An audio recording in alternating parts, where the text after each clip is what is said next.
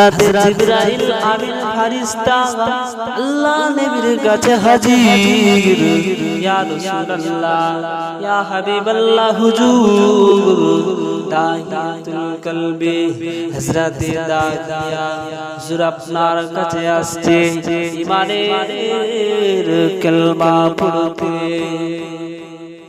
হযরত দাহিয়াতুল কলবি হুজুর রাসূলুল্লাহর কাছে হাজির। ইয়া রাসূলুল্লাহ আল্লাহ নবী হযরত দাহিয়াতুল কলবিকে বলেছিলেন, ও বাবা দাহিয়া। দাহিয়াকে দেখে আল্লাহ নবী হুজুর আমার নূরের মুবারক থেকে হুজুর আমার হাজী রুমালটা হযরত দাহিয়াতুল কলবির কাছে মিলে দিলেন। ও বাবা দাহিয়া, বাবা এখানে বসো বাবা। হযরত দাহিয়াতুল কলবি হুজুর আমার বলেছিল, পারবো না বসতে, আমি পারবো না। আমিনার লালের হাজী রুমালের উপরে, বিশ্বনবীর হাজী রুমালের উপরে আমি দাহিয়াতুল কলবি ইয়া রাসূলুল্লাহ ইয়া হাবিবাল্লাহ হুজুর, আমি দাহিয়াতুল কলবি পারবো না বসতে গে বিশ্বনবীর হাজিরের রুমালে। পারবো না বসতে, বিশ্বনবীর হাজী রুমালে আমি দাহিয়া বসতে পারবো না। হুজুরের নূরের মুবারক যার শরীরে মশা মাছি কিছুই বসে না, আমি দাহিয়া আমি পারবো না বসতে। আল্লাহ নবী বলেছিল, ও বাবা দাহিয়া, আমি রাসূলুল্লাহ তোমাকে বসতে বলছি বাবা দাহিয়া, বসো বাবা। হযরত দাহিয়াতুল কলবি বলেছিল, আমি পারবো না বসতে বিশ্বনবীর হাজিরের রুমালে।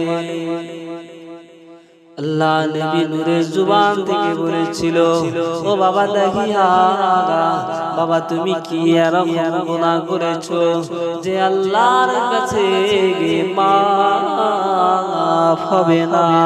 হযরত দাহিয়াতুল কলবি বলেছিল, ইয়া রাসূলুল্লাহ ইয়া হাবিবাল্লাহ হুজুর, আমি সিরিয়ার জমিনে হুজুর আমি ব্যবসায় যাই, আমার বিবির পেটে বাচ্চা ছিল গো ইয়া রাসূলুল্লাহ ইয়া হাবিবাল্লাহ হুজুর, আমার বিবিকে কিছু টাকা দিয়ে গিয়েছিলাম হুজুর। আমি বলেছিলাম, ও বিবি সাহেবা, এটা যদি মহিলা সন্তান হয় আমি আসার আগে ইনাকে জীবিত পুঁতে দেবে।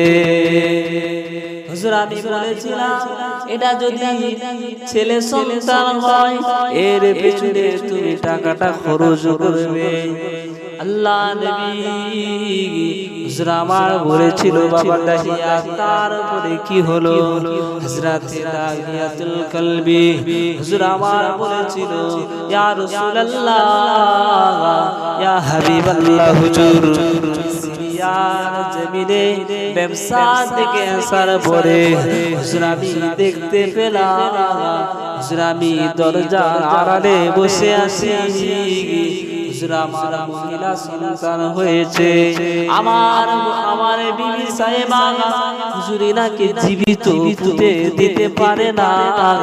হুজুর আমার মেয়ের নাম লিখে দিয়েছিল হযরত জামিলা। আমার মেয়ের নাম লিখে দিয়েছিল হযরত জামিলা।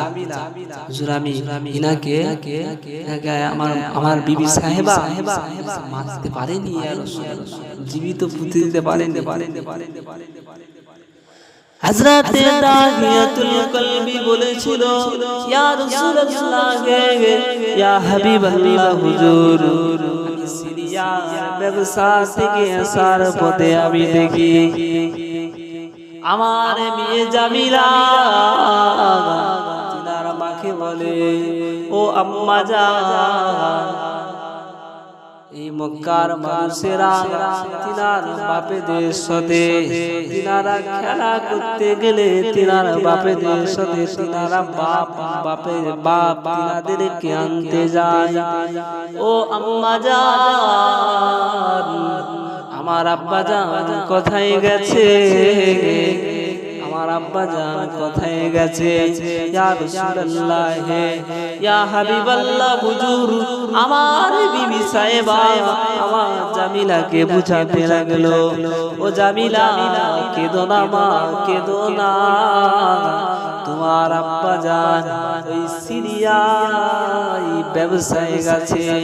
ও মা জামিলা কেঁদো না মা, কেঁদো না, তোমার আব্বা জান খুব তাড়াতাড়ি দেশে ফিরে আসবে। ইয়া রাসূলুল্লাহ, ইয়া হাবিবাল্লাহ, হুজুর আমি দরজার আড়াল থেকে শুনতে লাগলাম। হুজুর আমি যখন ঘরের মধ্যে প্রবেশ করেছি, আমার মেয়ে জামিলা আমার বিবি বলতে লেগেছে, ও মা জামিলা, এই দেখো তোমার বাবা সিরিয়া ব্যবসা থেকে চলে এসেছে। মা জামিলা, মা দেখো, এই দেখো তোমার বাপ আমার মেয়ে জামিলা। ইয়া রাসূলুল্লাহ, ইয়া হাবিবাল্লাহ, হুজুর আমার মেয়ে জামিলা আমাকে বুকে জড়াচ্ছে আর চুমা দিচ্ছে। হুজুর আমার বিবি সাহেবাকে বলেছিলাম, ও বিবি রে, জামিলাকে সুন্দর করে সাজিয়ে দাও, আত্মীয় বাড়িতে বেড়াতে নিয়ে যাব। জামিলাকে সুন্দর করে সাজিয়ে দাও, আত্মীয় বাড়িতে বেড়াতে নিয়ে যাব। আল্লাহ নবী বলেছিল, ও বাবা দাহিয়া, তারপরে কি হলো বাবা? হযরত দাহিয়াতুল কলবি বলেছিল, ও বাবা দাহিয়া কেঁদো না, কেঁদো না, কেঁদো না। আল্লাহ নবী তারপরে বলেছিল, বাবা দাহিয়া, ও বাবা দাহিয়া তারপরে কি হলো? আল্লাহ নবী ফরমাচ্ছে, ও বাবা দাহিয়াতুল কলবি, তুমি এত বড় নিষ্ঠুর, এত বড় পাষাণ, তোমার মেয়ে জামিলাকে আমি দাহিয়াতুল কলবি আমি যখন মরুভূমির উদ্দেশ্যে কোদাল ঝুড়ি দড়ি নিয়ে আমি যখন বেরিয়ে পড়লাম, হুজুর আমার মেয়ে জামিলা আমাকে বলতে লাগলো, ও আব্বা জান, আব্বা জান আত্মীয় বাড়ি আর কত দূর?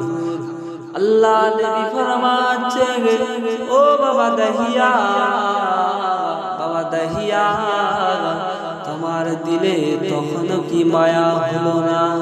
তোমার দিলে তখনো কি মায়া হলো না? হযরত দাহিয়াতুল কলবি বলেছিল, ইয়া রাসূলুল্লাহ, ইয়া হাবিবাল্লাহ, হুজুর আমি এত বড় নিষ্ঠুর, আমি এত বড় পাষাণ, হুজুর আমার দিলে মায়া হলো না। আল্লাহ নবী ঝরঝর ঝরঝর করে কেঁদে ফেললেন। বাবা দাহিয়া, ও বাবা দাহিয়া, মানুষ এত যে নিষ্ঠুর, মানুষ এত যে বড় পাষাণ, আমি রাসূলুল্লাহ বুঝতে পারিনি। হযরত দাহিয়াতুল কলবি ওই মরুভূমিতে হুজুর আমার গর্ত খোলার জন্য হযরত দাহিয়াতুল কলবি হুজুর আমার গর্ত খুলতে লাগলেন। ইয়া রাসূলুল্লাহ, ইয়া হাবিবাল্লাহ, হুজুর আমি যখন মরুভূমি গর্ত খুলি, আমার মেয়ে জামিলা, আমার মেয়ে জামিলা গর্ত খোলার সময় ধুলোবালি আমার গায়ে লেগে যায়। ইয়া রাসূলুল্লাহ, ইয়া হাবিবাল্লাহ, হুজুর আমার মেয়ে জামিলা ওই বালিগুলো ছেড়ে দিতে লাগে। আল্লাহ নবী তখনও বলেছিল, বাবা, ও বাবা দাহিয়া, তুমি এত এত বড় নিষ্ঠুর, এত বড় পাষাণ, তখনও কি তোমার দিলে মায়া হলো না? হুজুর আমার গর্ত খোলা শেষ হয়ে গেল। হুজুর আমি পায়ে দড়িটা বাঁধতে লাগলাম, আমার মেয়ে জামিলা হাত পায়ে আমি দড়িগুলো বাঁধতে লাগলাম। হুজুর আমার মেয়ে বলেছিল, ও আব্বা জান আমাকে মেরো না, আমাকে মেরো না, আমি আর তোমাকে বাপ বলে ডাকবো না। যদি তোমার সম্মানের ক্ষতি হয়ে যায় আমি তোমাকে বাপ বলে ডাকবো না, আমি তোমাকে বাপ বলে ডাকবো না। আব্বা জান আমাকে ছেড়ে দাও। ইয়া রাসূলুল্লাহ, ইয়া হাবিবাল্লাহ, হুজুর আমি দাহিয়াতুল কলবি। হুজুর আমি আবার পাথরগুলো যখন আমার মেয়ের মাথায় যখন পাথরগুলো আমি ছুঁতে লাগি, হুজুর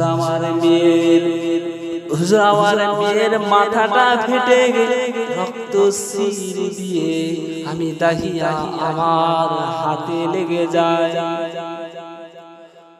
আল্লাহ নবী ফরমাচ্ছে, হুজুর আমার কেঁদে কেঁদে বললেন, বাবা দাহিয়া মানুষ যে এত নিষ্ঠুর, মানুষ যে এত পাষাণ।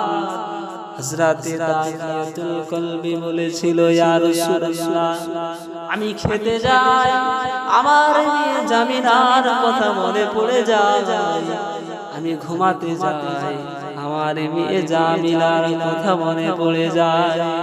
ইয়া রাসূলুল্লাহ, ইয়া হাবিবাল্লাহ, হুজুর আল্লাহ পাক আমার কি গুনাহ মাফ করবে।